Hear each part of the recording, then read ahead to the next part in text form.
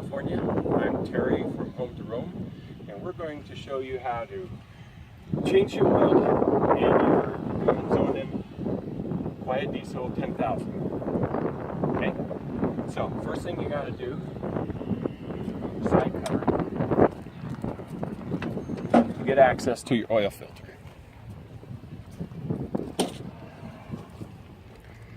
Your oil filter is right here. So it's easy to get an oil filter wrench on it if you need to, but it should almost be loose enough that you can screw it off by hand. I've already changed this oil filter just to speed things up a little bit. Also, down under here is where your drain plug is. It's a 7/8 bolt in my case. So if you get under there, that's what you'll need, is a 7/8 wrench. It may be fairly tight because it's torqued to 32 foot-pounds. I've already drained the oil out of this, and we're ready now to put the oil back in. Now, even though this is a fairly small engine, it uses a lot of oil. I'm going to have to put 6 quarts in here because I've changed the filter. Let me show you something real quick, a real nice thing that O&M does for you. If you look right here, it tells you what your air cleaner, oil filter, fuel filter, your oil capacity with oil filter, and your designation is. It's a really nice little placard they've put on there. Okay, now let me show you where we put the oil in. It's right down here. I'm going to take it out now. Put in my funnel, because you're going to need a funnel for almost any kind of oil. I'm using 15W40 because that's what O&M recommends for generators when they're in temperatures up to 120 degrees, and since we're in the Southwest, I'm pretty sure I'm going to get near that temperature. All right, here we go. Here's your first 4 quarts of oil.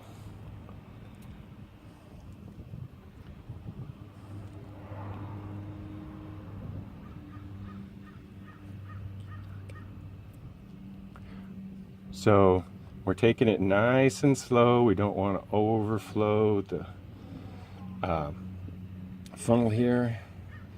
Give it time to get down in there.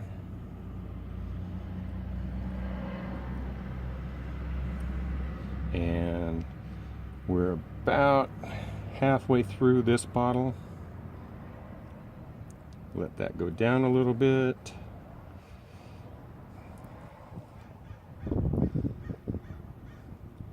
Now, one of the things that you're going to see here, when I get done with this and I go to check the oil level, is that it's going to be higher than the max oil. And that'll be because I haven't yet started the generator and pushed the oil back up to the oil filter. So that'll be the last thing we do after we've capped everything back off, is start the generator. And when I do, I'll let it run for at least a half an hour because, well, they recommend you run your generators periodically anyway, and my generator hasn't run in about a month, so it's probably due. Whoops. Gotta watch them oil filter or funnels, they'll fill up on you.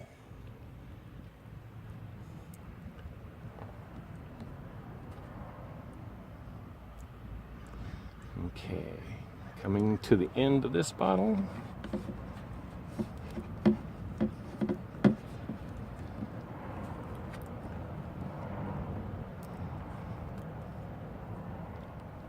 And now I'm gonna go get the other bottle. Should have had it out here.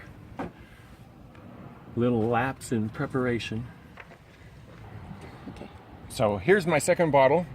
One of the things I wanted to point out was I'm fortunate with my RV that this 15W40 is also the oil that the main engine takes. So even though I'll end up with 2 quarts left, I'll probably have a use for them. All right, so looking right here on the back, That's going to be one of my quarts. That'll be the second quart, so I'm going to stop when I get to right there. All right, here we go. And again, taking it nice and slow to prevent spilling it. And it's even a little bit more important this time around because I'm not going to take the full bottle.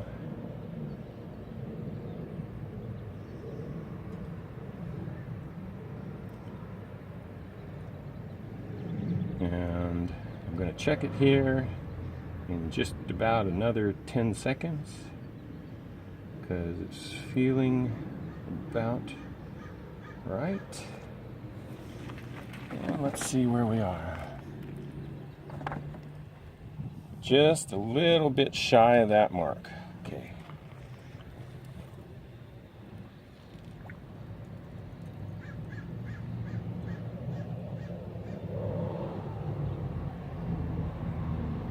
Check it one more time. Okay, I'm going to call that right there. We'll just give this a few more seconds to drain. Grab my rag down here so that as I pull the funnel out, I can catch any residual oil that's dripping. And because this is an inexpensive plastic funnel, I'm going to, rather than worry about this, I'm going to just go ahead and dispose of it. And let me set it out of the way.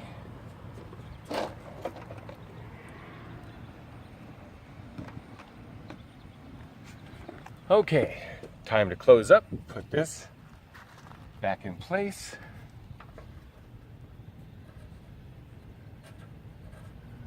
Now, this doesn't need to be more than just finger snug. Get that out of the way. And let's go in and start the generator. Oh, actually, let me show you that dipstick first. So, the dipstick is right there. I'm going to pull it out.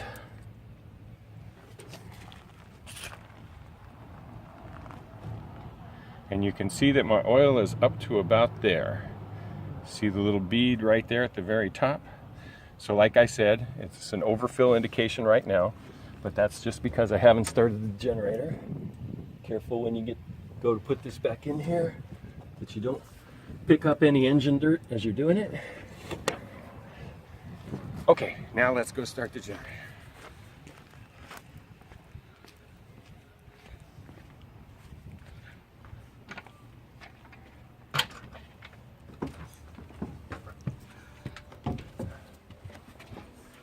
So,